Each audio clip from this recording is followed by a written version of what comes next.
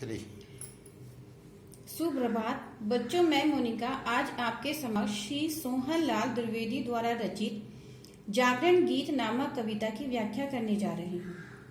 बच्चों, मनुष्य सदैव जीवन में आने वाली विपत्तियों, मुसीबतों और कठोर परिश्रम से बचकर कल्पना के सुखी लोक में विचरण करता रहता है।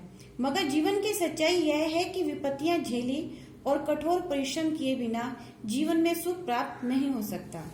जो लोग विपत्ति उठाए और परिश्रम किए बिना जीवन के सभी सुख प्राप्त करना चाहते हैं, कवि इस कविता में उन सबको सावधान करता हुआ यह प्रेरणा देता है कि प्रगति की राह को परिश्रम के द्वारा ही आसान बनाया जा सकता है। कवि उन्हें श्रम में सुख का अनुभव करने को कहता है। वह असावधान और बेखबर को जागने का संदेश देता है और उन्हें पतन की जगह प्रगति की ओर बढ़ने के लिए प्रेरित करता है। वह मन की संकीर्णताओं और बंधनों को तोड़कर बूंद से सागर बन जाने की प्रेरणा देता है।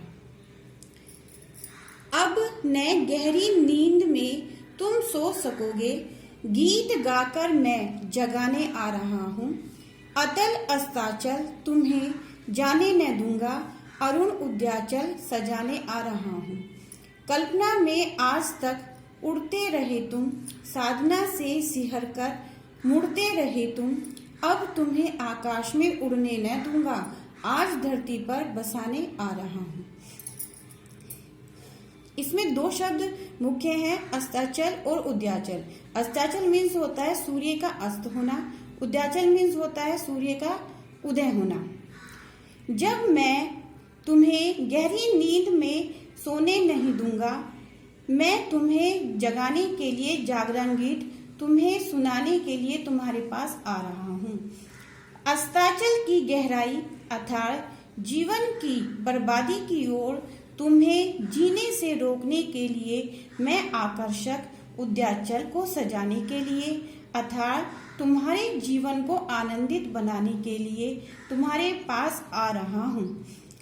तुम्हें अपने आप के विषय में यह अच्छी तरह से जानकारी होनी चाहिए कि तुम आज तक कल्पना की ऊंची उड़ान उड़ते रहे हो, परिश्रम से मुंह मोड़ते रहे हो, लेकिन अब मैं तुम्हें ऐसा नहीं करने दूंगा। अब तो मैं आकाश की उड़ान से नीचे धरती पर लाने के लिए तुम्हारे पास आ रहा हूँ। दूसरे शब्दों में तुम्हें जीवन की वास्तविकता बतलाने और समझाने के लिए तुम्हारे पास आ रहा हूँ।